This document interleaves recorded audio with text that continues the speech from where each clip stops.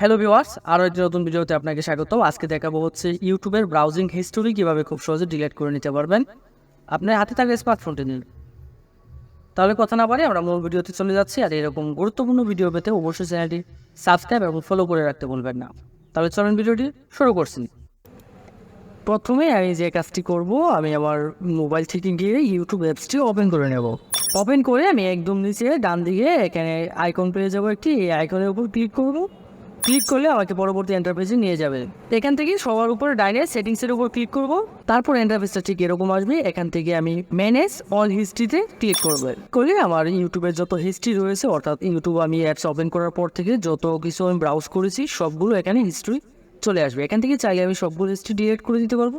তার জন্য ডিলিটের উপর ক্লিক করবো। এখানে ক্লিক করে তিনটি অপশন আসবে আমার সামনে। 1 নম্বরে পেয়ে যাবো ডিলিট টুডে, 2 নম্বরে পেয়ে যাবো ডিলিট কাস্টম রেঞ্জ, 3 নম্বরে পেয়ে যাবো ডিলিট অল টাইম। অর্থাৎ আমি চাইলে আজকের হিস্ট্রিটা ডিলিট করতে পারবো, অথবা কোনো নির্দিষ্ট সময়ের যে হিস্ট্রিগুলো আছে সেগুলো ডিলিট করতে পারবো, অথবা এ যাবৎ কাল পর্যন্ত আমি যত কিছু ইউজ করেছি সবগুলো ডিলিট করতে পারবো। তো যেটি ডিলিট করতে চাচ্ছি এটি এখান থেকে সিলেক্ট করে দেবো। আমি চাচ্ছি আজকের হিস্ট্রিটা ডিলিট করতে, তার জন্য আমি ডিলিট টুডেতে ক্লিক করব। তারপর ইন্টারফেসটা ঠিক এরকম আসবে। এখানে আপনি একটি টিক মার্ক দিয়ে দেবেন, ডোন্ট শো অ্যাবাউট 30 ডেজ। দেওয়ার পরে বডিতে ক্লিক করব। এখন আমার আজকের হিস্ট্রিটা ইউটিউব থেকে ডিলিট হয়ে গেল। এখন চাচ্ছি আমি যে এর যাবৎকাল পর্যন্ত যত কিছু ইউজ করেছি ইউটিউব থেকে সবগুলো আমি ডিলিট করে দিতে, তার জন্য আমি আবার ডিলিটে ক্লিক করব। দেন এখান থেকে ডিলিট অল টাইম সিলেক্ট করে দেব। তারপরে ইন্টারফেস থেকে গিয়ে আমি ডিলিটে ক্লিক করে দেব।